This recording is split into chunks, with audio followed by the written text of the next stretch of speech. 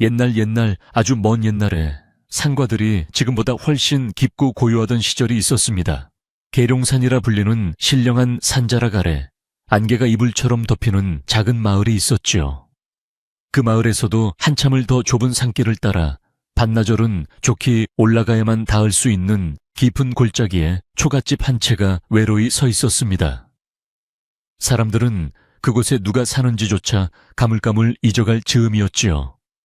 가을이 깊어 바람은 제법 쌀쌀했고 아침 저녁으로 피어오르는 골짜기의 안개는 그 집을 세상과 완전히 갈라놓는 듯 했습니다. 그 초가집에는 천영감이라 불리는 노인이 홀로 살고 있었습니다. 마을 사람들은 그를 그저 구름 보는 영감이라 불렀습니다. 산에 약초를 캐러 갔다가 우연히 그를 본 사람들은 하나같이 말했습니다. 허허, 그 영감은 볕 좋은 날 마루에 앉아 온종일 구름만 보더이다. 말을 걸어도 대꾸도 없이 구름결만 쫓더군. 노인의 행색은 남루했지만 그 눈빛만큼은 가을 하늘처럼 깊고 맑았습니다. 누구에게도 해를 끼치지 않았고 또 누구의 도움도 받지 않으며 그저 산의 일부처럼 묵묵히 살아가고 있었습니다. 천영감의 하루는 아주 단순했습니다. 해가 뜨기 전 일어나 차가운 계곡물에 세수를 하고 지게를 지고 산을 오릅니다. 그는 발밑에 밟히는 약초 하나하나의 이름을 알고 있었지요. 점심때가 되면 가장 높은 바위에 앉아 가져온 보리떡 한 덩이로 끼니를 때우며 멀리 흘러가는 구름의 모양을 살폈습니다. 저녁이면 돌아와 약초를 다듬어 처마 밑에 매달고 호롱불 하나에 의지해 낡은 책을 읽다가 잠드는 것이 그의 삶 전부였습니다. 마을 사람들은 그가 글을 읽는다는 사실조차 몰랐지요. 하지만 이 평화로운 약초꾼 노인에게는 아무도 모르는 깊은 비밀이 숨겨져 있었습니다. 천영감은 본래 한양의 궁궐에서 그것도 임금님 바로 곁에서 하늘의 뜻을 읽던 관상감에 으뜸가는 관원이었습니다. 그는 별의 움직임을 읽어 나라의 기륭을 점쳤고 사람의 얼굴에 나타난 기색을 읽어 그 사람의 운명과 속마음을 꿰뚫어 보았습니다. 특히 어린 시절의 임금 당시 세자였던 분과는 스승과 제자처럼 각별한 정을 나누기도 했습니다. 그는 세자의 얼굴에서 성군의 자질과 함께 깊은 근심의 그림자 또한 읽어내곤 했지요. 그의 삶이 송두리째 바뀐 것은 20년 전에 어느 끔찍한 날이었습니다. 당시 궁궐은 두 세력으로 나뉘어 팽팽히 맞서고 있었는데 천영감은 세자의 간곡한 부탁에 못 이겨 한 가지 조언을 올렸습니다. 저하, 저분의 얼굴에는 칼빛이 서려 있으니 부디 거리를 두시옵소서. 그는 단지 세자를 지키려는 마음뿐이었으나 이 말이 반대 세력의 귀에 들어가면서 끔찍한 오해를 낳았습니다. 그가 지목한 인물이 바로 당시 임금의 아위자 세력이 막강했던 대군이었기 때문입니다. 결국 천영감의 조언은 대군을 모함하여 왕실을 이간질하려는 역모로 부풀려졌습니다. 피바람이 불었고 많은 이들이 목숨을 잃거나 귀양을 가야 했습니다. 그는 가까스로 목숨만 건져 궁궐을 빠져나왔고 그 길로 이름을 버리고 얼굴을 숨겼습니다. 한양에서 가장 먼 이곳 계룡산 골짜기까지 숨어들어와 자신의 모든 능력을 철저히 봉인해 버린 것이지요.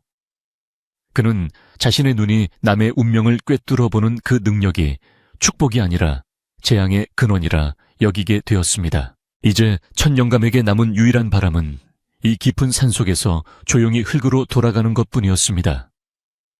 그는 다시는 사람의 얼굴을 깊이 들여다보지 않으려 애썼습니다. 마을 사람들과 눈이라도 마주칠까 두려워 일부러 더 깊은 산으로만 다녔지요.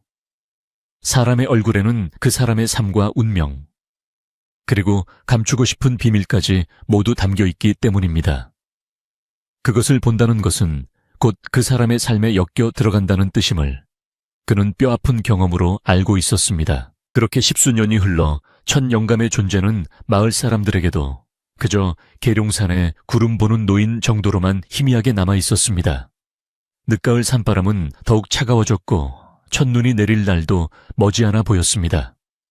천영감은 겨울을 나기 위해 땔감을 넉넉히 준비하고 말린 약초들을 가지런히 묶으며 마지막 평화로운 날들을 보내고 있었습니다. 이 고요함이 영원하기를 그는 매일 밤 달을 보며 기도했습니다. 그러던 어느 밤이었습니다. 그날따라 유난히 거센 비바람이 산을 휘감았습니다. 나뭇가지가 부러지는 소리, 짐승들이 놀라 우는 소리가 골짜기를 가득 메웠습니다. 천 영감은 방 안에 앉아 창문을 때리는 빗소리를 무심히 듣고 있었지요. 그런데 그 빗소리를 뚫고 분명히 사람의 목소리와 말발굽 소리가 섞여 들려왔습니다. 이런 험한 날씨에, 그것도 한밤중에 이 깊은 산골까지 찾아올 사람은 아무도 없었습니다. 천 영감은 불안한 마음에 호롱불을 들고 살인문으로 다가갔습니다. 밖에는 억수 같은 비가 쏟아지고 있었고 횃불 몇 개가 어지럽게 흔들리고 있었습니다. 개 아무도 없느냐? 이복의 주인이 있거든 문 좀 열어보게. 다급한 목소리와 함께 누군가 살인문을 거칠게 두드렸습니다. 천 영감은 심장이 덜컥 내려앉는 것을 느꼈습니다. 20년 만에 처음으로 낯선 이가, 그것도 심상치 않은 이들이 자신을 찾아온 것이었습니다. 노인은 잠시 망설였습니다. 문을 열어주지 않으면 저들은 곧 지쳐서 돌아갈지도 모릅니다. 하지만 빗속에서 들려오는 목소리에는 단순한 길손의 다급함 이상의 무언가가 실려 있었습니다. 망설임 끝에 천 영감은 굳게 닫힌 빗장을 풀었습니다. 문이 열리자마자 비에 흠뻑 젖은 산의 몇이 횃불을 들고 들이닥쳤고 그 뒤로 한 여인이 부축을 받으며 비틀거리듯 들어섰습니다.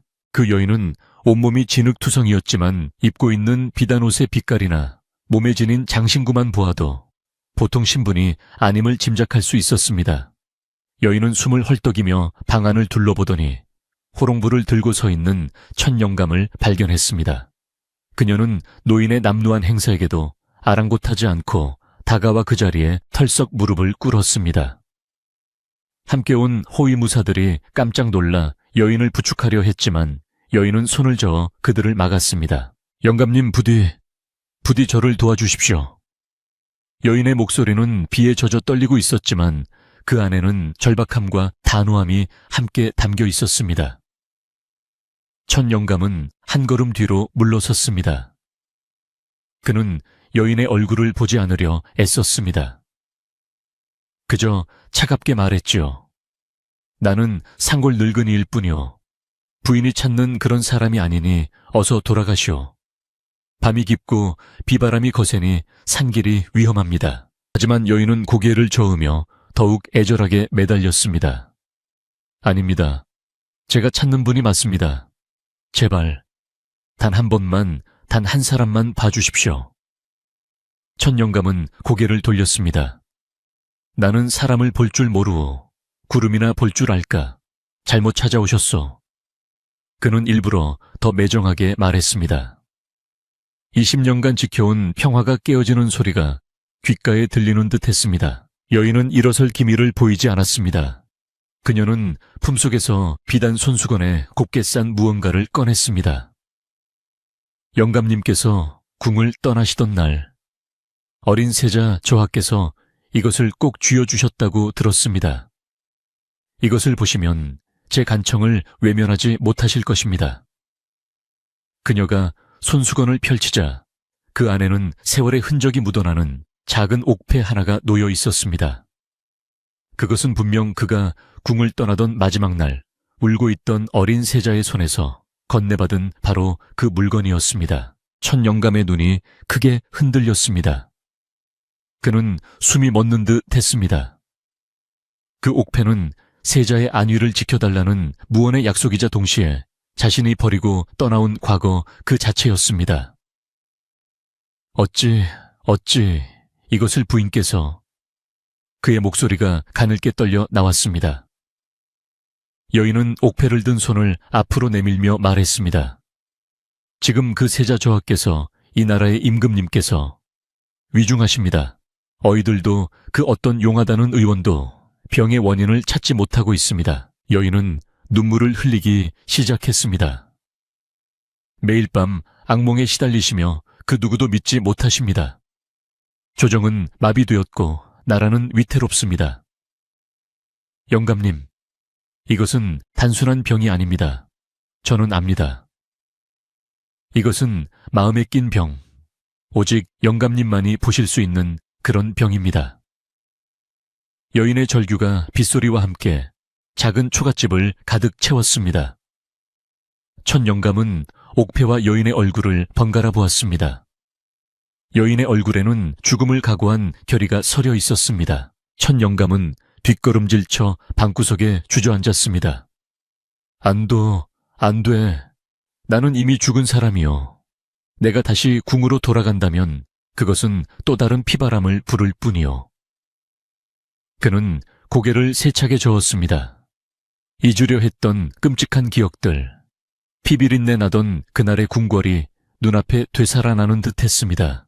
그는 자신의 능력이 또다시 누군가를 해치고 결국 자신마저 파멸시킬 것이라 두려워했습니다. 여인은 비틀거리며 일어섰습니다. 그녀는 첫 영감의 그런 반응을 예상했다는 듯 깊은 한숨을 내쉬었습니다. 영감님의 심정은 이해합니다. 하지만 지금 저에게는 시간이 없습니다. 그리고 저 또한 마찬가지입니다. 그녀의 목소리는 순간 얼음장처럼 차가워졌습니다. 영감님께서 가시지 않겠다면 저는 이곳에서 목숨을 끊을 것입니다. 그리고 내일 아침 한양에서는 전직 관상감이 영모에 얽혀 자결한 귀부인을 숨겨주었다는 소문이 돌게 될 것입니다. 이것은 간청이 아니라 협박이었습니다. 첫 영감은 여인을 노려보았습니다. 여인의 눈은 조금의 흔들림도 없었습니다. 그녀는 자신의 목숨뿐만 아니라 첫 영감의 목숨까지 걸고 이 거래를 하고 있었습니다. 만약 이 여인이 여기서 죽는다면 20년간 숨어 지낸 자신의 삶은 물거품이 되고 영모죄라는 굴레를 쓰고 비참하게 죽게 될 것이 뻔했습니다. 꼼짝없이 덫에 걸린 기분이었습니다. 첫 영감은 주먹을 꽉 쥐었습니다.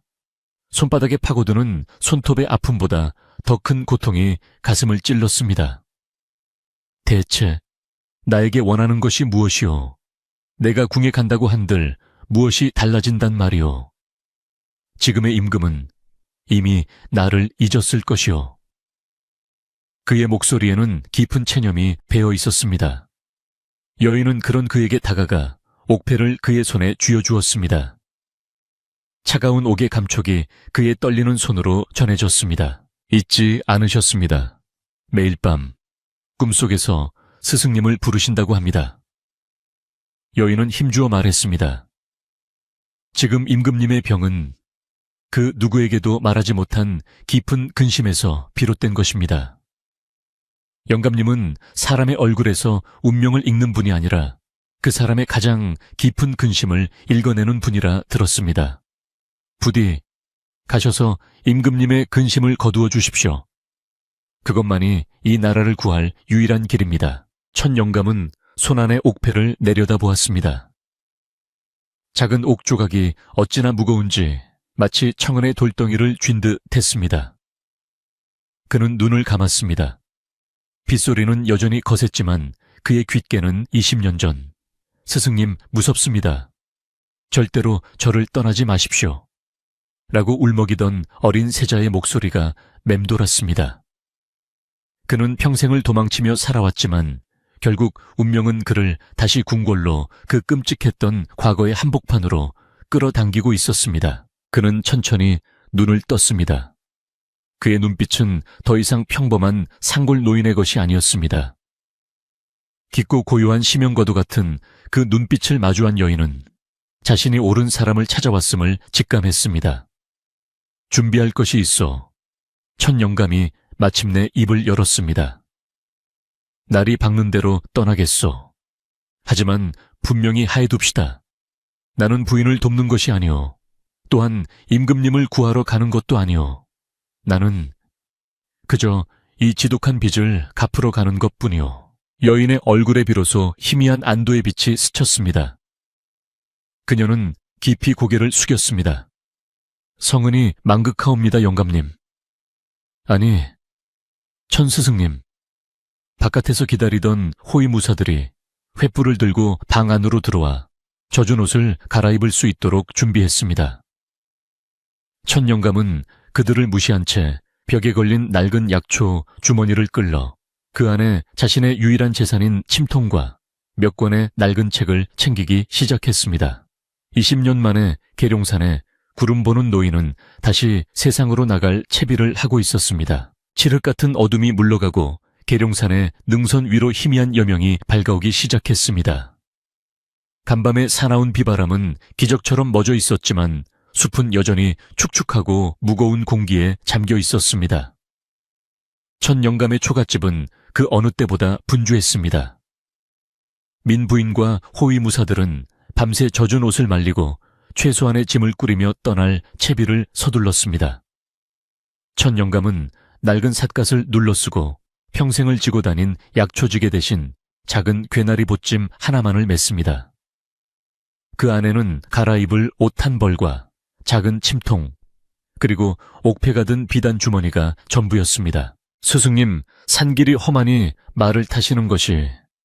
호위무사의 대장이 조심스레 말을 건넸지만 천 영감은 고개를 저으었습니다. 20년을 걸어다닌 길이요.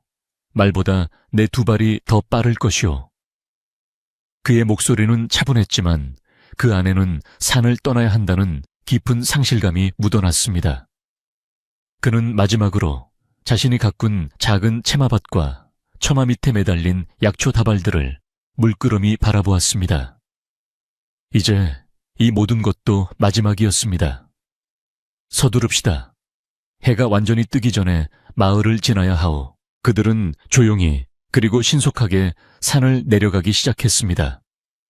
새소리조차 들리지 않는 이른 새벽 안개가 자욱하게 깔린 DKFQ를 밟는 소리만이 유일한 소음이었습니다. 그들은 일부러 마을을 우회하는 좁은 샛길을 택했습니다. 혹시라도 마을 사람들의 눈에 띄어 소문이라도 나게 되면 한양에 도착하기도 전에 온갖 억측과 위험에 휘말릴 수 있었기 때문입니다. 민 부인의 일행은 자신들의 행적을 숨기는데 매우 능숙해 보였습니다. 하지만 그들이 미처 몰랐던 것이 있었습니다. 아랫마을에는 박서방이라 불리는 젊은 직관이 하나 있었지요. 이 박서방은 자신이 천하의 명당을 짚어내고 사람의 길 흉화복을 내다보는 재주가 있다고 떠들고 다녔지만 실상은 동네 소소한 집터나 모эт자리를 봐주며 근근히 살아가는 처지였습니다. 그는 특히 마을 사람들이 구름 보는 영감이라 부르며 은근히 신령하게 여기는 천 영감을 몹시도 못마땅해 했습니다. 자신이야말로 제대로 공부한 사람인데 산속에 늙은이가 더 영험한 대접을 받는 것이 셈이 났던 것입니다. 그날 새벽 박서방은 어젯밤 내린 비로산의 지세가 어떻게 변했는지 보겠다며 평소보다 일찍 산에 올랐습니다. 그는 계룡산에 전기가 모이는 곳이라며 자신이 점찍어둔 바위 근처에 숨어 해가 뜨기를 기다리고 있었습니다. 바로 그때 숲의 정적을 깨는 희미한 발소리를 들었습니다. 박서방은 잽싸게 몸을 낮추고 덤불 뒤에 숨어 소리가 나는 쪽을 훔쳐보았습니다. 그리고 그의 눈이 휘둥그레졌습니다. 안개 속에서 한 무리의 사람들이 내려오고 있었습니다. 앞장선 사람은 분명 천 영감이었는데 그 뒤를 따르는 이들은 한눈에 보아도 평범한 촌사람들이 아니었습니다. 허리에 칼을 찬 호위무사들과 비록 흑투성이가 되었지만 고급 비단옷을 입은 귀부인까지. 그들은 마치 무엇에 쫓기기라도 하는 듯 조심스러우면서도 빠르게 산을 빠져나가고 있었습니다. 박서방은 숨을 죽였습니다. 저 늙은이가 대체 정체가 뭐지? 저런 귀한 사람들과 어울릴 위인이 아닌데. 박서방은 그들이 완전히 사라질 때까지 기다렸다가 조심스럽게 그들의 뒤를 밟았습니다. 일행은 마을 어귀에 숨겨두었던 말과 작은 가마에 나눠 타고는 흙먼지를 일으키며 한양으로 가는 큰 길을 향해 재빨리 사라졌습니다. 박서방은 멀어져 가는 그들의 뒷모습을 보며 탐욕과 시기심으로 번들거리는 눈을 빛냈습니다. 틀림없어. 저 영감은 평범한 약초꾼이 아니야. 큰 죄를 짓고 숨어 지내던 역적이거나 아니면 무시무시한 비밀을 가진 인물일 거야. 이건 큰 건수다. 그는 곧장 첫 영감의 초갓집으로 달려갔습니다. 어차피 산길에 익숙한 그였기에 가파른 비탈을 짐승처럼 기어 올라 금세 초가집에 도착했습니다. 살인문은 굳게 닫혀 있었지만 빗장은 풀려 있었습니다. 그는 조심스럽게 안으로 들어갔습니다. 방 안은 예상대로 텅 비어 있었습니다. 하지만 아궁이에는 아직 온기가 남아 있었고 마루에는 누군가 급히 마시다만 찻잔이 굴러다녔습니다. 박서방은 매처럼 눈을 굴리며 방 안을 샅샅이 뒤졌습니다. 그때 그의 발에 무언가 밟혔습니다. 흙바닥에 떨어진 작고 반짝이는 물건이었습니다. 그것은 호위무사 중 하나의 허리춤에서 떨어진 것으로 보이는 정교한 매듭이 달린 비단 주머니였습니다. 아마도 급하게 서두르다 떨어뜨린 모양입니다. 주머니 안에는 돈 몇 푼이 전부였지만 박서방에게는 그 비단의 질감만으로도 충분한 증거였습니다. 이런 귀한 비단을 쓰는 자들이 밤중에 몰래 다녀가다니 필시 좋은 일은 아닐 테지. 그는 비단 주머니를 품속 깊이 찔러 넣었습니다. 박서방은 의기양양하게 산을 내려왔습니다. 그의 머릿속은 온갖 음모와 상상으로 가득 찼습니다. 그는 이 사실을 이용해 마을에서 자신의 입지를 다지고 어쩌면 관에 알려 큰 상을 받을 수도 있으리라 생각했습니다. 그의 발걸음은 자연스럽게 사람들이 가장 많이 모이는 곳 마을 어귀의 주막으로 향했습니다. 그 주막은 늙은 주모가 혼자 운영하는 곳이었는데 인정이 많고 입이 무거워 마을 사람들의 온갖 사연이 모이는 곳이기도 했습니다. 주막 안에는 이른 아침부터 막걸리 사발을 기울이는 농부 몇이 앉아 있었습니다. 박서방은 일부러 요란하게 문을 열고 들어서며 외쳤습니다. 큰일 났소. 다들 들으시오. 우리 마을 뒷산에 숨어 지내던 그 첫 영감 말입니다. 사람들의 시선이 일제히 그에게로 쏠렸습니다. 박서방은 목청을 가다듬고 자신이 본 것을 한껏 부풀려 떠들기 시작했습니다. 그 영감 간밤에 야반도주했소. 내가 두 눈으로 똑똑히 봤다니까. 한양에서 온 군사들하고 웬 귀부인하고 가마까지 타고 도망쳤단 말이오. 마을 사람들은 술렁이기 시작했습니다. 뭐라고 그 구름 보던 영감이 어쩐지 사람이 너무 그늘져 보였어. 박서방은 더욱 신이 나서 떠들었습니다. 내 진작 알아봤지. 그 영감은 평범한 늙은이가 아니야. 얼굴에 살기가 가득했어. 필시 한양에서 큰 죄를 짓고 도망친 역적이 분명하오. 아니면 이 산속에 숨어서 나라를 망칠 흉계를 꾸미고 있었을지도 모를 일이지. 그는 품속에 비단 주머니를 꺼내 흔들어 보였습니다. 이것 보시오. 그자들이 떨어뜨린 증거물이오. 사람들은 겁에 질린 표정으로 속삭였습니다. 세상에 그런 무서운 사람을 지척에 두고 살았다니. 어쩐지 작년에 우리 집 소가 병들어 죽더라니. 다 그 영감 때문이었나 봐. 이제 곧 관에서 군사들이 들이닥쳐 우리 마을을 쑥대밭으로 만드는 거 아니오. 순식간에 첫 영감은 마을의 재앙을 부르는 불길한 존재가 되어버렸습니다. 공포는 전염병처럼 빠르게 퍼져나갔습니다. 이 모든 소란을 묵묵히 지켜보던 이가 있었습니다. 바로 주막의 늙은 주모였습니다. 그녀는 마을에서 유일하게 첫 영감과 정기적으로 교류하던 사람이었습니다. 겨울이면 쌀과 소금을 지게에 져다주고 그 대가로 귀한 약초를 받아오곤 했지요. 그녀는 첫 영감이 얼마나 조용하고 선한 사람인지 잘 알고 있었습니다. 그가 다듬어준 약초 덕분에 마을 아이들의 곧불이 났곤 했던 것도 기억했습니다. 주모는 막걸리 그릇을 닦던 손을 멈추고 박서방을 조용히 불렀습니다. 박서방.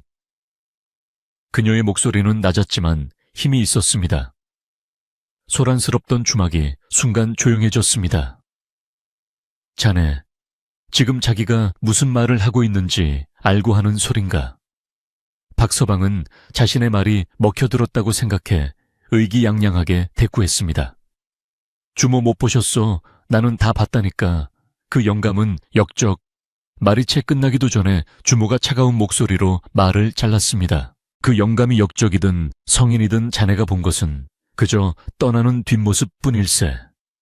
그 사람이 왜 떠나야 했는지, 어디로 가는지 아무것도 모르면서 어찌 그리 함부로 입을 놀리는가. 자네의 그 혀끝에서 나온 말이 지금 마을 사람들 마음에 불을 지르고 있다는 건 아는가. 주모는 박서방을 똑바로 쳐다보며 말했습니다. 그녀의 깊은 눈은 박서방의 경박함을 꾸짖고 있었습니다. 박서방은 순간 말문이 막혔습니다. 주모의 말은 틀린 것이 없었습니다. 하지만 이미 뱉은 말을 주워 담을 수는 없었습니다. 그는 얼굴이 불그락푸르락해져서 억지로 소리쳤습니다. 주모야말로 뭘 안다고 그러시오. 그 영감이 주모한테 무슨 짓을 했는지 누가 아오 나는 마을을 위해서. 주모는 고개를 가로저으며 깊은 한숨을 내쉬었습니다. 그녀는 박서방을 보지 않고 마치 먼 산 어딘가로 떠나버린 천 영감에게 혼잣말을 하듯 나직이 읊조렸습니다. 그 목소리는 주막 안의 모든 사람들에게 똑똑히 들렸습니다. 에휴, 영감님.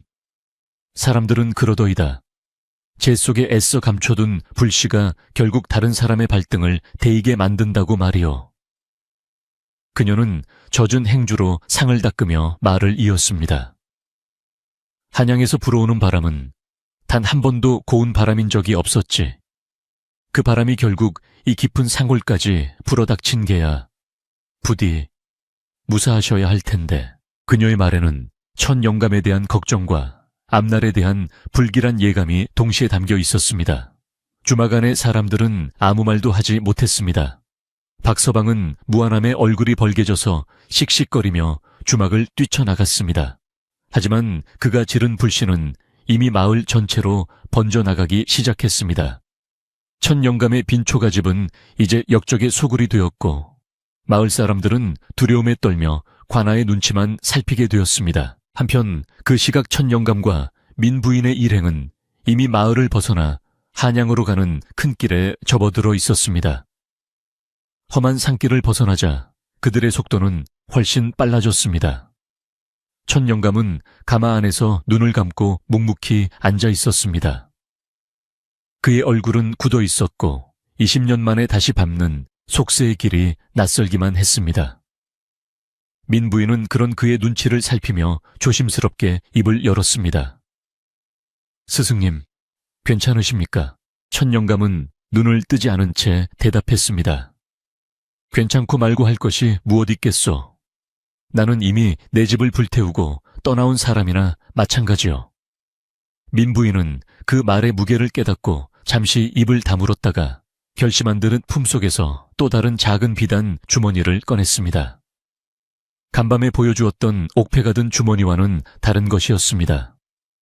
스승님께 이것을 보여드려야 할 것 같습니다. 천 영감은 천천히 눈을 떴습니다. 민 부인이 건넨 주머니는 검붉은 색 비단으로 만들어져 있었고 그 안에서는 희미하지만 기이한 향기가 새어나오고 있었습니다. 그가 주머니를 열자 안에는 바싹 마른 풀 한 줄기가 들어 있었습니다. 이것은 천 영감이 물었습니다. 민 부인의 표정이 어두워졌습니다. 이것이 지금 전하께서 밤마다 고통받으시는 이유일지도 모릅니다. 얼마 전 전하의 탕약 그릇 밑에서 발견된 것입니다. 천 영감은 마른 풀을 집어들어 코끝에 가져갔습니다. 어이들은 이것이 그저 흔한 약초일 뿐 독이 없다고 하였습니다. 하지만 전하께서는 이것이 발견된 날부터 독이다 짐을 죽이려 한다 고 소리치시며 아무도 믿지 못하게 되셨습니다. 천 영감은 풀을 손가락으로 비벼 그 향을 다시 맡았습니다. 그의 미간이 깊게 패였습니다. 이것은 독이 아니었습니다. 하지만 그는 이 풀의 정체를 알고 있었습니다. 이것은 만구초라 불리는 풀과 비슷하지만 그 효능은 정반대인 기역초였습니다. 아주 드물게 자라는 약초로 사람의 의식을 교란시키고 잊고 싶었던 가장 끔찍한 기억을 되살아나게 만드는 효능이 있었습니다. 누군가 의도적으로 아주 조금씩 임금의 음식에 이것을 섞어 넣어 임금을 서서히 광기와 공포 속으로 몰아넣고 있었던 것입니다. 이것은 병이 아니라 명백한 공격이었습니다. 부인, 천 영감이 낮게 입을 열었습니다. 우리가 가야 할 길이 생각보다 훨씬 더 험난할 것 같습니다. 그의 눈빛이 20년 만에 날카로운 칼처럼 빛나기 시작했습니다. 한양으로 향하는 가마는 쉼없이 달렸습니다. 덜컹거리는 가마 안에서 천 영감은 손에 쥔 마른 기억초를 말없이 바라보고 있었습니다. 그가 20년간 애써 묻어두려 했던 궁궐의 지식들이 마치 얼어붙은 강물 아래서 다시 깨어나는 물고기처럼 머릿속을 헤집고 다녔습니다. 이 풀은 독이 아닙니다. 하지만 독보다 더 무서운 것이었습니다. 사람의 마음속 가장 깊은 곳, 가장 아프고 골마터진 기억을 수면 위로 끄집어내는 물건이었지요. 그것도 아주 서서히 당사자조차 무엇이 자신을 갉아먹는지 모르게 말입니다. 부인 천 영감이 마침내 무겁게 입을 열었습니다. 이것을 탕약에 섞은 자는 전하의 목숨이 아니라 전하의 마음을 노린 것입니다. 육신은 멀쩡히 살려두되 그 영혼을 공포와 의심 속에 가두어 스스로 무너지게 만들려는 지독한 수법이요. 그는 마른 풀을 다시 비단 주머니에 넣으며 민 부인을 바라보았습니다. 전하께서는 잊고 싶은 기억이 있으실게요. 그 누구에게도 말하지 못한 피가 맺힌 기억 말이요. 민 부인은 침통한 표정으로 고개를 끄덕였습니다.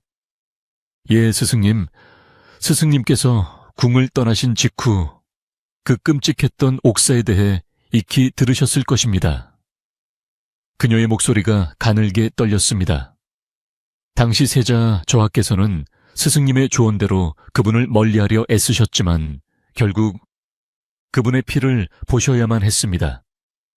스승님께서 경고하셨던 바로 그분, 전하의 숙부이시자 가장 따르던 분의 죽음 말입니다. 천 영감은 눈을 감았습니다.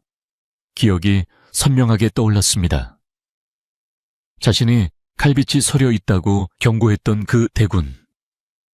총명하고 강직했으나 그 힘이 너무 강해 반대 세력의 표적이 되었던 비운의 왕족. 결국 그리 되었군요. 어린 세자가 감당하기에는 너무나 끔찍한 일이었을게요. 민 부인은 눈물을 닦으며 말을 이었습니다. 그날 이후 저하께서는 누구 앞에서도 웃거나 우시지 않으셨습니다.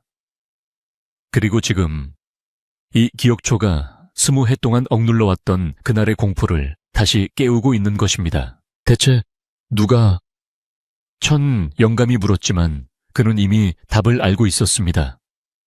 20년 전 자신을 역모로 몰아 궁에서 쫓아내고 그 대군을 죽음으로 몰아넣었던 바로 그 세력. 민 부인의 입에서 예상했던 이름이 나왔습니다. 대비마마이십니다. 그녀의 목소리에는 공포와 분노가 섞여 있었습니다. 지금의 임금님께서는 대비의 친아들이 아니십니다.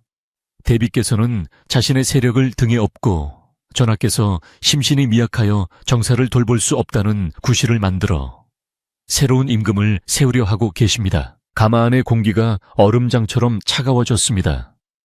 이것은 단순한 병을 고치는 문제가 아니었습니다.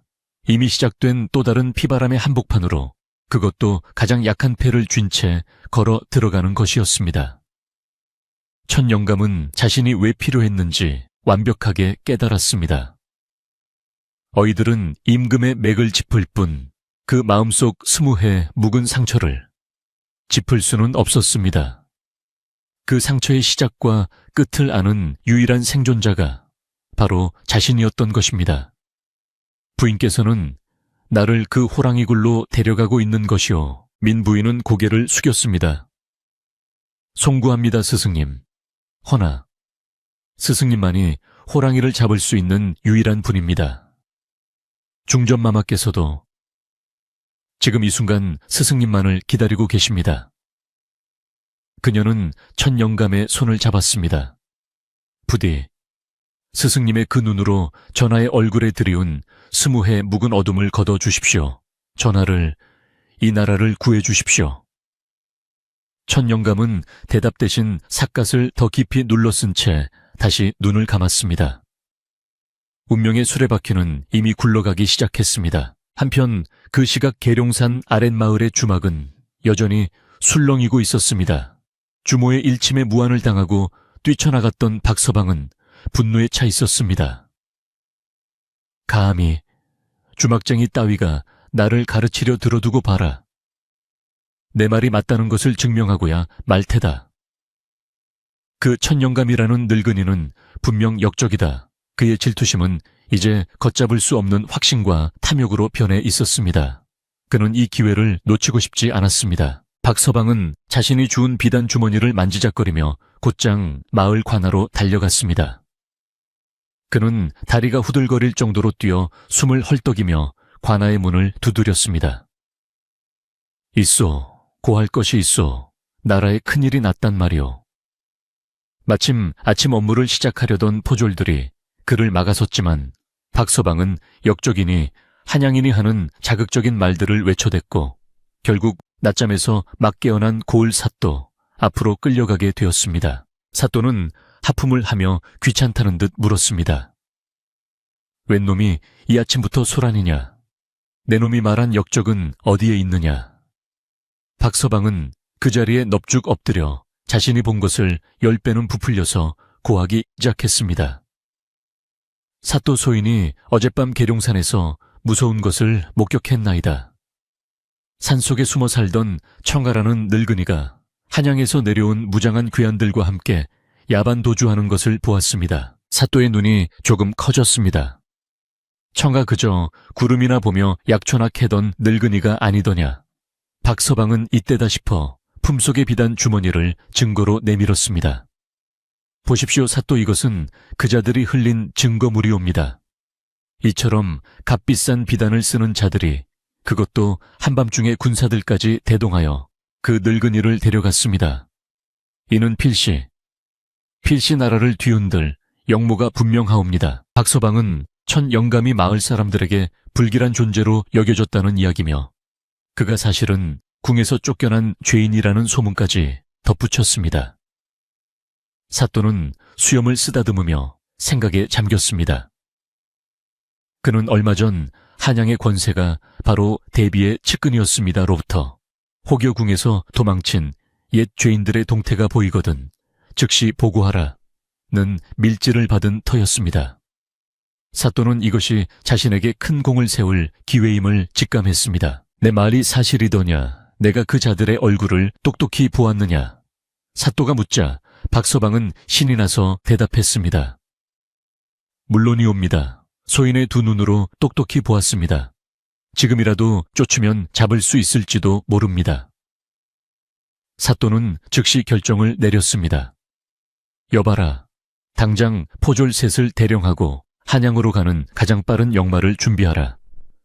그리고 너, 사또가 박서방을 가리켰습니다. 너는 이 일의 중요한 증인이다. 나와 함께 한양으로 가서 네가 본 것을 형조에 낱낱이 고해야겠다. 박서방은 하늘이라도 얻은 듯 기뻤습니다. 그저 마을에서 큰 소리나 치려던 것이 이제 한양의 육조에 직접 나아가 증언을 하게 된 것입니다. 그는 자신이 큰 공을 세워 높은 벼슬이라도 얻을 것처럼 들떴습니다. 사또 소인이 앞장서겠나이다. 잠시 후 사또와 박서방 그리고 포졸들을 태운 역마가 흙먼지를 일으키며 한양을 향해 무섭게 달려 나갔습니다. 천영감을 역적으로 고발하는 공식 보고서와 함께 가장 열성적인 증인이 한양으로 향하고 있었습니다. 천영감 일행이 한양 성문에 다다른 것은 해가 거의 저물어갈 무렵이었습니다. 20년 만에 다시 밟는 한양 땅이었지만 천영감의 마음은 무겁기만 했습니다. 성문은 그 어느 때보다 삼엄하게 경비가 펼쳐져 있었고 오가는 이들을 일일이 검문하고 있었습니다. 민부인은 가마의 휘장을 살짝 걷고 밖을 살피더니 낮은 목소리로 호위대장에게 명했습니다. 안 되겠다. 이 길로는 못 들어간다. 약속된 수문으로 가자. 그들은 성곽을 따라 한참을 돌아 인적이 드문 작은 수문 앞에 멈췄습니다. 이미 연락을 받았는지 내시 복장을 한 사내 하나가 초조하게 그들을 기다리고 있었습니다. 부인 늦으셨습니다. 지금 궁안이. 내시는 첫 영감의 행색을 위아래로 훑어보더니 불안한 기색을 감추지 못했습니다. 이분이 정말 그분이 맞으십니까? 민 부인은 단호하게 말했습니다. 길을 열거라. 시간이 없다. 그들은 내시의 안내를 받아 좁고 축축한 지하 통로를 통해 궁궐 안으로 잠입했습니다. 마치 쥐라도 된 듯 어두운 길을 한참이나 걸어 당도한 곳은 중궁전, 즉 중전마마의 거처에서도 가장 깊숙한 곳에 있는 작은 별채였습니다. 방 안은 싸늘하게 식어 있었고 촛불 몇 개만이 희미하게 흔들리고 있었습니다. 중전은 창백한 얼굴로 앉아 있다가 민 부인과 첫 영감이 들어서자 버선발로 뛰어나왔습니다. 부인, 그리고 스승님. 중전은 첫 영감의 손을 잡으며 눈물을 글썽였습니다. 드디어 와주셨군요. 부디 전하를 살려주십시오. 중전의 얼굴에는 절망감이 가득했습니다. 대비마마께서는 이미 전하께서 실성하셨다고 공표하셨습니다. 내일 아침 모든 대신이 모인 편전에서 전하의 병증을 확인하고 폐위를 논의하겠다고 하셨습니다. 모든 것이 예상보다 훨씬 급박하게 돌아가고 있었습니다. 내일 아침이면 모든 것이 끝장날 수도 있는 상황이었습니다. 첫 영감은 중전의 손을 잡은 채 방 안을 둘러보았습니다. 전하께서는 지금 어디에 계십니까? 중전이 떨리는 손으로 저쪽 편전을 가리켰습니다. 저곳에 스스로를 가두셨습니다. 아무도 들이지 않으십니다. 어인은 물론이고 저조차도 며칠째 오간을 뵙지 못했습니다. 그저 밤마다 악몽에 시달리는 비명소리만 들려올 뿐입니다. 첫 영감은 자신이 왜 20년 만에 이곳으로 불려왔는지 그 운명의 마지막 조각을 맞춘 기분이었습니다. 임금은 병든 것이 아니었습니다. 20해 전의 기억이라는 독에 중독된 것이었고 이제 그 독을 퍼뜨린 자들이 마지막 칼을 겨누고 있었습니다. 그들은 임금이 스스로 무너져 내리기를 공포에 질려 실성한 모습을 만천해 보이기를 기다리고 있었습니다. 그리고 그 공포의 근원을 아는 사람은 오직 첫 영감뿐이었습니다. 중전마마, 첫 영감이 낮고 힘있는 목소리로 말했습니다. 지금 전하께 필요한 것은 약이나 침이 아닙니다. 닫힌 문을 열고 그 어두운 방 안에 갇힌 기억을 밖으로 꺼내야 합니다. 그는 민 부인을 돌아보며 말했습니다. 그리고 그 기억은 전하 혼자 감당하실 수 없습니다. 그 기억을 만든 자들 앞에서, 모든 대신이 보는 앞에서 함께 꺼내야만 합니다. 민 부인과 중전은 그 말의 뜻을 정확히 이해하지 못했지만 노인의 눈에서 흔들림 없는 결의를 읽었습니다. 첫 영감은 품속에서 20해 묵은 옥패를 꺼내 쥐었습니다. 차가운 옥의 감촉이 그의 손바닥을 파고들었습니다. 내일 아침 편전이라 하셨지요. 좋습니다. 그는 중전을 향해 깊이 고개를 숙였습니다. 그 자리로 가겠습니다. 20해 전 내가 보았던 운명을, 그리고 지금 내가 보고 있는 진실을 만천에 고하러 가겠습니다. 바로 그때였습니다. 밖에서 다급한 발소리가 들리더니 아까 그들을 안내했던 내시가 사색이 되어 뛰어 들어왔습니다. 마마 큰일 났습니다. 지금 막 지방관에서 역적을 고발하는 장계가 도착했습니다. 계룡산에 숨어 지내던 청아라는 자가 역모를 꾸몄다며 고발자인 박서방이라는 자와 함께 압송되어 지금 의금부로 향하고 있다고 합니다. 민부인과 중전의 얼굴이 하얗게 질렸습니다. 대비의 방역이 이미 시작된 것이었습니다. 새벽빛이 창호주를 희미하게 밝힐 무렵 궁궐의 편전은 이미 횃불로 대낮처럼 환했습니다. 겨울 아침의 공기는 칼날처럼 차가웠고 조정의 모든 대신은 무거운 침묵 속에 고개를 숙인 채 도열해 있었습니다. 그들의 시선은 비어있는 용상이 아니라 그 옆에 드리워진 붉은 발, 즉 대비마마가 앉아 계신 곳을 향해 있었습니다. 어젯밤 첫 영감의 고발 소식이 궁에 도착한 것과 거의 동시에 대비는 선수를 쳐 임금의 심신미약을 공식화하고 대신들을 소집한 것이었습니다. 무거운 침묵을 깬 것은 발 뒤편에서 흘러나오는 대비의 목소리였습니다. 경들도 알다시피 주상께서는 지금 옥체를 보전하지 못하고 계시오. 밤낮으로 헛것에 시달리시며 심지어 이 늙은 어미조차 알아보지 못하시니 이는 나라의 근간이 흔들리는 일이 아닐 수 없소. 그녀의 목소리는 슬픈 듯했으나 그 안에는 서늘한 힘이 실려 있었습니다. 기다렸다는 듯이 대비의 측근인 영의정이 앞으로 나섰습니다. 마마, 통촉하시옵소서. 주상전하의 병증이 이리도 깊어진 까닭이 실은 중궁전의 세력이 외부의 요사스러운 자와 결탁하여 전하를 현혹했기 때문이라는 고변이 당도하였나이다. 영의정의 말이 떨어지기 무섭게 편전의 문이 열리고 포졸들에게 밧줄로 꽁꽁 묶인 두 사내가 끌려 들어왔습니다.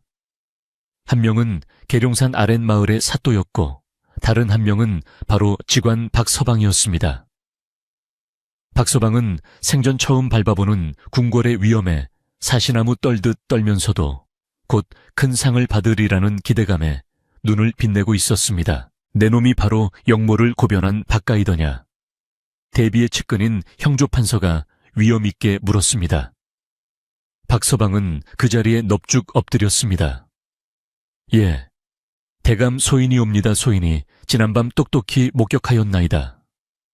계룡산 깊은 산중에 숨어 살던 청아라는 늙은이는 실은 사악한 주술로 사람을 홀리고 귀신을 부리는 요물이었습니다. 그자가 밤중에 웬 귀부인 그는 민부인을 힐끗 보았습니다과 무사들에게 이끌려 도성으로 잠입하는 것을 소인이 목숨을 걸고 이리 고하러 왔나이다. 박서방은 자신이 이 모든 사건의 중심에 섰다는 사실에 한껏 고무되어 자신이 본 것을 10배는 부풀려 떠들기 시작했습니다. 그 늙은이가 산의 둥지를 튼 이후로 마을에는 까닭 모를 가뭄이 들고 소들이 병들어 죽었나이다.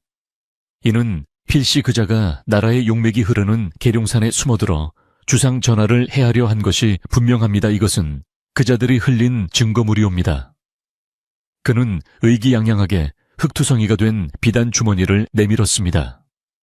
모든 대신의 시선이 그 주머니와 그가 지목한 민 부인에게로 쏠렸습니다. 제오, 요망한 것들을 당장 하옥하라. 대비의 세력들이 일제히 소리쳤습니다.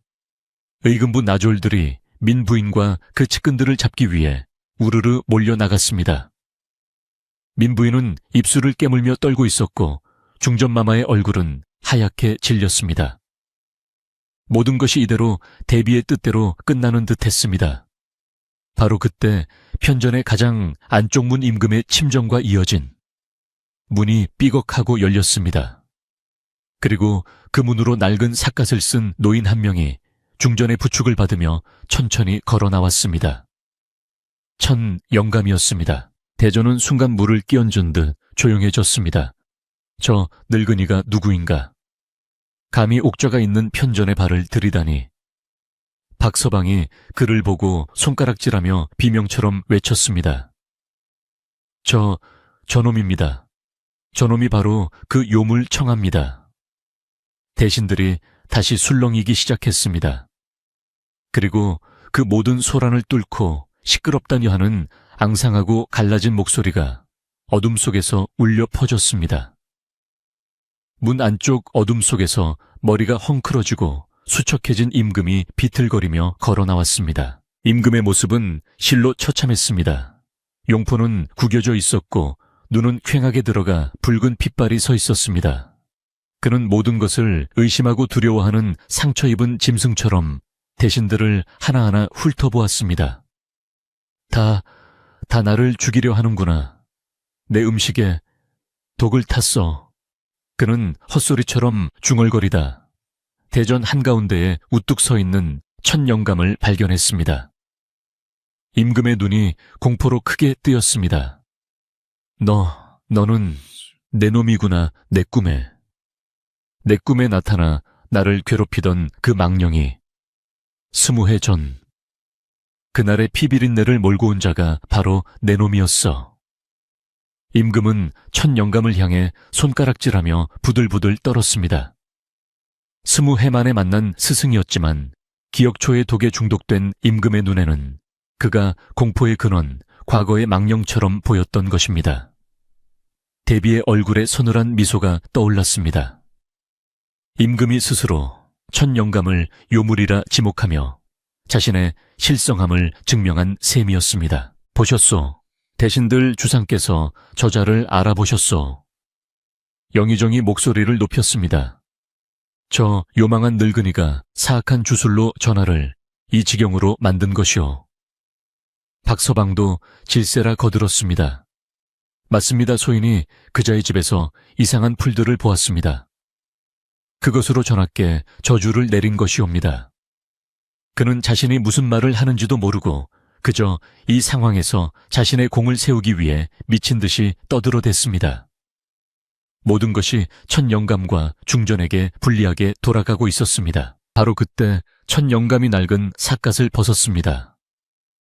20년의 세월이 흘러 백발이 성성했지만 그의 깊고 고요한 눈만은 변하지 않았습니다. 그는 자신을 향해 쏟아지는 모든 비난과 살기를 무시했습니다. 그는 임금을 향해 아니 한때 자신의 제자였던 그 가여운 사내를 향해 천천히 그리고 깊이 고개를 숙였습니다. 전하, 소신 천아무개 20년 만에 오간을 뵙나이다. 그의 목소리는 낮고 따뜻했지만 편전 전체를 울릴 만큼 단호한 힘이 있었습니다. 임금이 주춤거리며 뒷걸음질 쳤습니다. 오지 마라. 내게서 썩 물러가라. 첫 영감은 그 자리에 멈춰 섰습니다.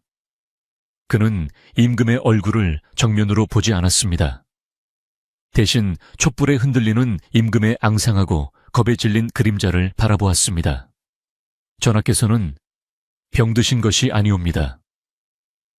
나직하지만 모두가 들을 수 있는 목소리가 대전을 감쌌습니다. 또한 미치신 것도 아니옵니다. 전하께서는 그저 너무나 오래 아파하고 계셨을 뿐이옵니다. 첫 영감은 천천히 말을 이었습니다. 그의 목소리는 마치 잠 못 드는 아이에게 예시이야기를 들려주는 할아버지처럼 따뜻했습니다. 20해 전 피냄새가 진동하던 그날 밤, 소신이 궁을 떠나던 그날, 10살의 어린 세자 저하께서는 보지 말아야 할 것을 보셨습니다.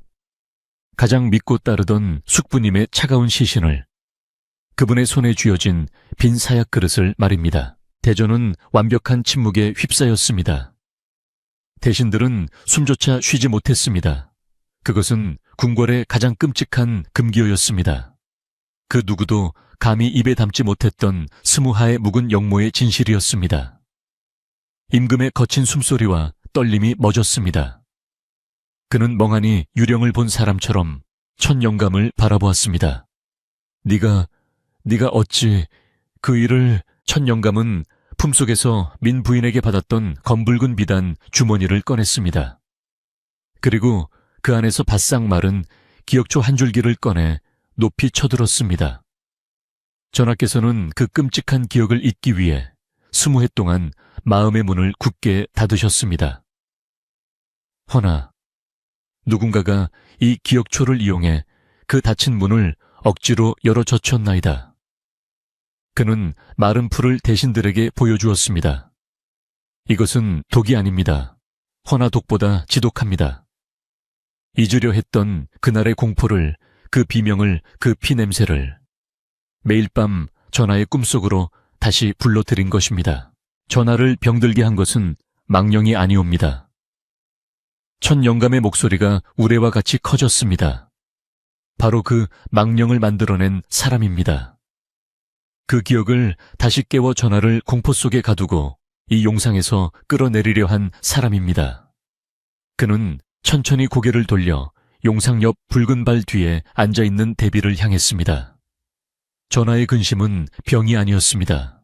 전하의 근심은 바로 저 발 뒤에 앉아 계신 분이었습니다. 이것이 바로 조선을 뒤흔든 관상가의 비밀이었습니다.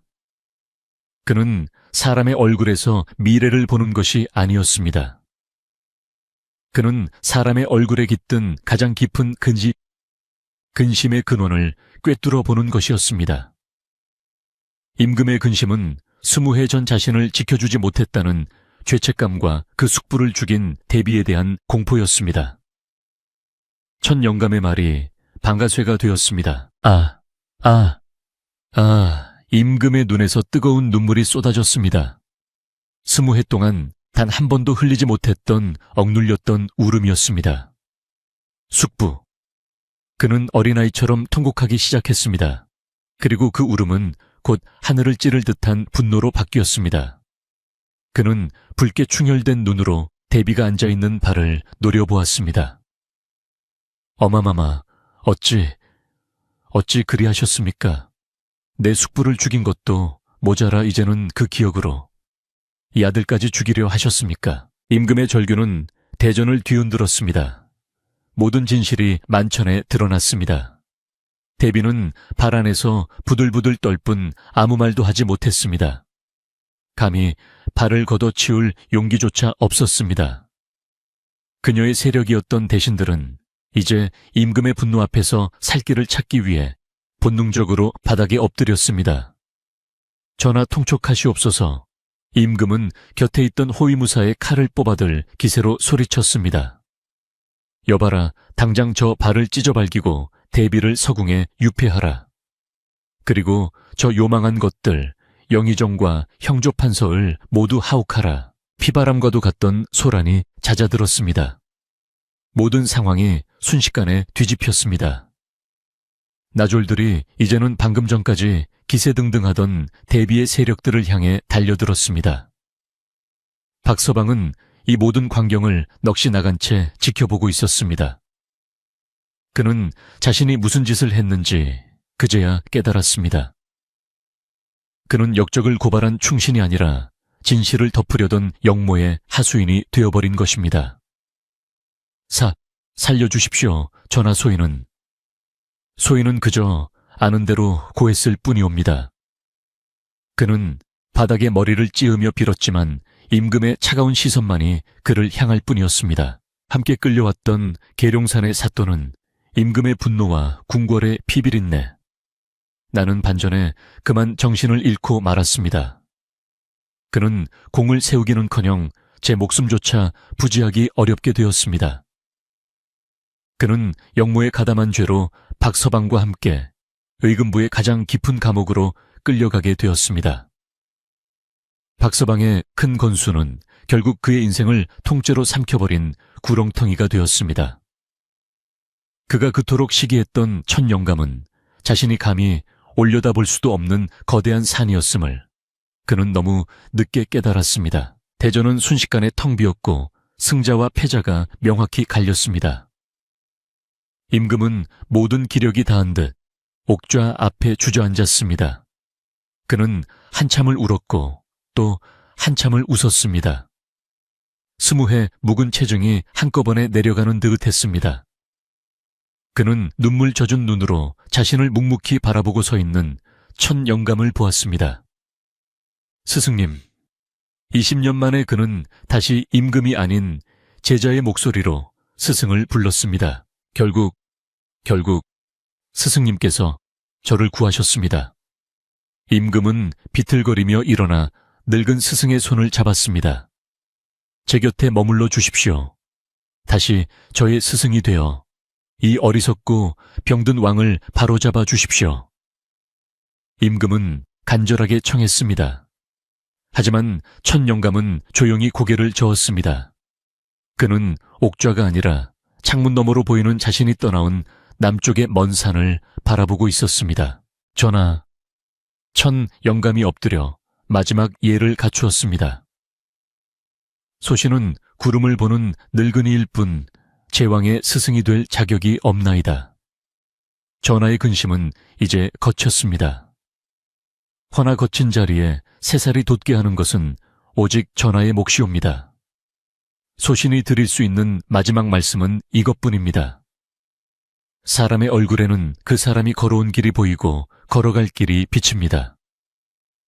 부디 전하의 얼굴이 아닌 백성들의 얼굴에 들이운 근심을 먼저 살피는 성군이 되시옵소서. 임금은 더 이상 그를 붙잡지 못했습니다.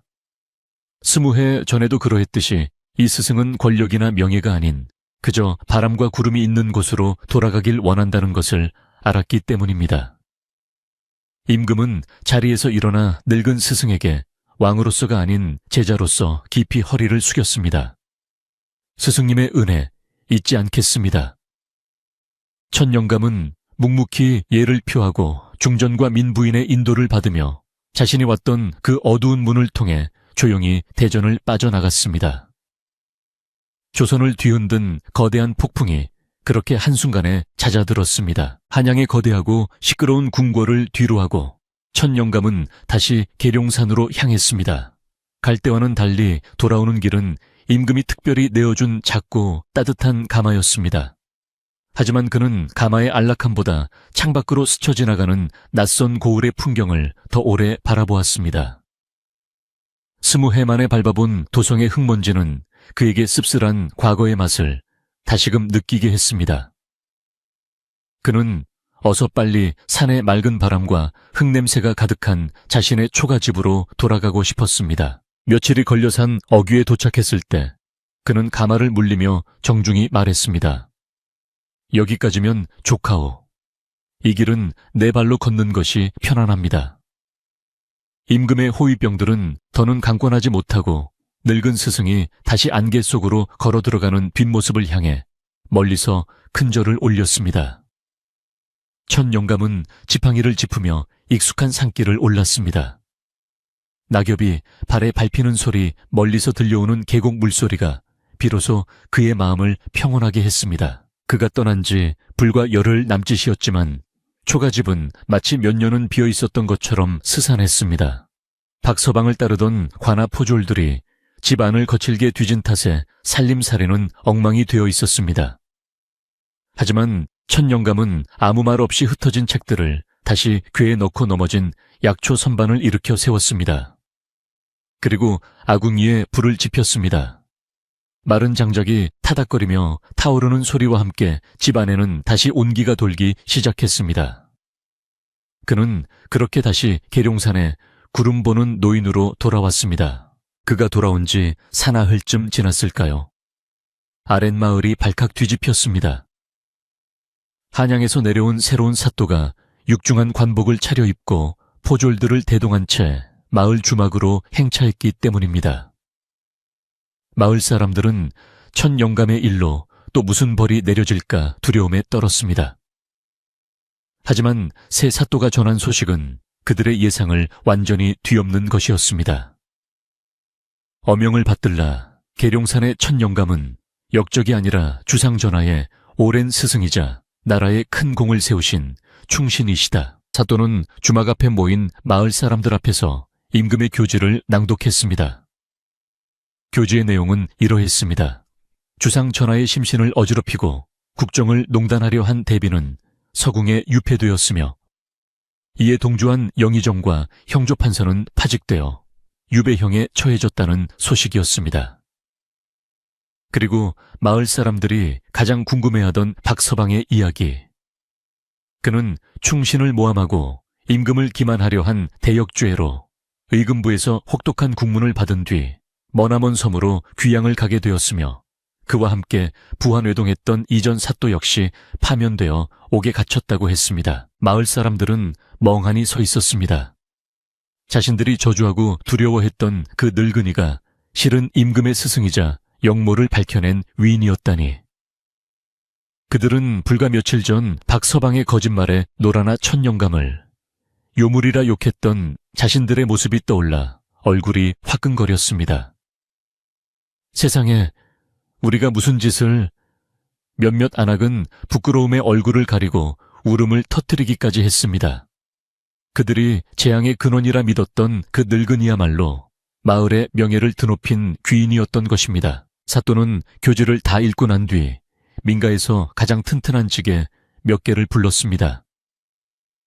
주상전하께서 스승님께 보내는 하사품이다. 귀한 비단과 약자에 그리고 쌀백 가마니이니 한 점의 실수도 없이 산 위의 초가집까지 정중히 모셔라. 임금의 하사품이 산더미처럼 쌓이자 마을 사람들은 그제야 사태의 심각성과 천영감의 진정한 위치를 실감하고 너 나 할 것 없이 땅에 엎드렸습니다. 그들은 자신들의 어리석음을 용서해달라며 빌기 시작했습니다. 새 사또는 몸소 행렬을 이끌고 천영감의 초갓집으로 향했습니다. 좁은 산길은 임금의 하사품을 지고 오르는 마을 사람들로 긴 행렬을 이루었습니다. 천영감은 마루에 앉아 묵묵히 구름을 보고 있다가 요란한 소리에 고개를 들었습니다. 관복을 입은 사또가 자신 앞에 엎드려 큰 절을 올리자 그는 지팡이를 짚고 천천히 일어섰습니다. 사또, 이 무슨 행차시오. 이 누추한 곳까지. 사또는 고개를 들지 못한 채 아뢰었습니다. 영감님, 아니 스승님, 주상 전하의 명을 받들어 하사품을 가져왔나이다. 또한 전하께서 20해 전 스승님의 충심을 의심했던 과오를 사죄하시며 스승님의 모든 관직을 회복시키고 억울하게 돌아가신 전하의 숙부님, 대군의 명예 또한 회복시키셨음을 아뢰옵니다. 그는 천영감에게 정식으로 복권 교지를 전달했습니다. 천영감의 이름은 20년 만에 죄인의 굴레에서 완전히 벗어나게 되었습니다. 천영감은 교지를 물끄러미 바라보았습니다. 그는 담담한 표정으로 교지를 받아들고는 사또에게 말했습니다. 전하의 은혜에 감사드리오. 허나 이 많은 물건들은 이 늙은이에게는 과분한 것들이오. 나는 쌀 한 줌과 약초 한 줌이면 족합니다. 그는 마당에 가득 쌓인 비단과 쌀가마니들을 가리켰습니다. 이것들은 사또께서 도로 가져가시어 이 산 아래 가난한 백성들에게 나누어 주시구려. 그것이 전하의 뜻을 가장 올바르게 받드는 길일 것이오. 사또와 마을 사람들은 그의 말에 다시 한번 깊이 감복했습니다. 임금의 스승이라는 높은 지위에 올랐음에도 그는 여전히 계룡산의 가난한 노인으로 남기를 원했습니다. 사또는 그의 뜻을 받들어 모든 하사품을 마을로 다시 가져갔고 그날 마을에서는 몇 년 만에 가장 큰 쌀 나눔 잔치가 벌어졌습니다. 마을 사람들은 쌀을 받아들며 산 위를 향해 몇 번이고 감사와 사죄의 절을 올렸습니다. 그 일이 있고 난 후 마을 사람들은 더 이상 천영감을 두려워하거나 피하지 않았습니다. 그들은 이제 그를 계룡산의 성인이라 부르며 존경했습니다. 하지만 천영감의 삶은 달라진 것이 없었습니다. 그는 여전히 새벽에 일어나 약초를 캐고 낮에는 마루에 앉아 구름을 볼 뿐이었습니다. 다만 예전에는 그를 피했던 마을 사람들이 이제는 조심스럽게 다가와 작은 감자나 옥수수를 마루 끝에 놓고 가곤 했습니다. 천영감은 그것을 말없이 받아둘 뿐이었습니다. 가을이 완전히 물러가고 산에는 첫눈이 내렸습니다. 하얀 눈은 밤새 소리 없이 쌓여온 산을 순백의 세상으로 만들었습니다. 박서방이 저주라 불렀던 그 모든 소랑과 한양의 피비린내 나는 암투는 마치 이 하얀 눈에 쳐 깨끗이 지워진 듯 했습니다. 계룡산은 다시 깊고 고요한 침묵 속으로 잠겨 들었습니다. 천영감의 초가집은 하얀 눈 속에 파묻혀 굴뚝에서 피어오르는 영이만이 그곳에 사람이 살고 있음을 알려줄 뿐이었습니다. 그렇게 깊은 겨울밤 밖에는 sak풍이 불고 눈이 펑펑 쏟아지던 날이었습니다. 천영감은 따뜻한 아랫목에 앉아 낡은 책을 읽고 있었습니다. 화롯불에는 작은 약탕기가 끓으며 구수한 약초 냄새를 풍기고 있었습니다. 그때 꽁꽁 언 살인문을 누군가 두드리는 소리가 났습니다. 영감님, 접니다 주막에 주모요. 이런 눈보라를 뚫고 찾아올 사람은 그녀뿐이었습니다. 천영감이 문을 열자 눈을 잔뜩 뒤집어 쓴 주모가 작은 술병이 담긴 바구니를 들고 서 있었습니다. 아이고 춥기는 이런 날 혼자 계시면 적적할까봐 따끈하게 든 술 좀 가져왔수다. 그녀는 익숙하게 방으로 들어와 화롭게 자리를 잡고 소못에 묻은 눈을 털어냈습니다. 그녀는 첫 영감이 한양으로 끌려가던 날 유일하게 그의 안위를 걱정해 주었던 사람이었습니다. 첫 영감은 말없이 작은 잔 2개를 내왔습니다. 주모는 따뜻한 술을 잔에 가득 따랐습니다. 마을은 조용하오. 첫 영감이 묻자 주모가 잔을 들며 웃었습니다. 조용하다마다요. 사또께서 영감님이 주신 쌀로 마을 사람들 전부 배불리 먹였지요. 다들 영감님 덕분에 올겨울은 춥지 않겠다며 매일 산을 향해 절을 한답니다. 그녀는 술 한 모금을 넘기고는 따뜻한 기운에 온몸을 녹였습니다. 방 안은 고요했습니다. 밖에서는 그저 묵묵히 눈 내리는 소리만 소복소복 들려왔습니다. 주모는 타오르는 화롯불을 바라보다가 첫 영감을 물끄러미 바라보았습니다. 한양에서 큰일을 하셨다고 들었수다. 임금님의 병도 낫게 하시고 몹쓸 놈들도 다 벌을 받았다지요. 그녀는 잠시 말을 끊었다가 가장 궁금했던 것을 물었습니다. 이제 정말 다 끝난 게지요. 영감님을 괴롭히던 그 지독한 한양 바람은 이제 다 멎은 거냐고요. 첫 영감은 잔을 들지 않고 창호지 문 너머로 어렴풋이 보이는 눈 쌓인 숲을 바라보았습니다.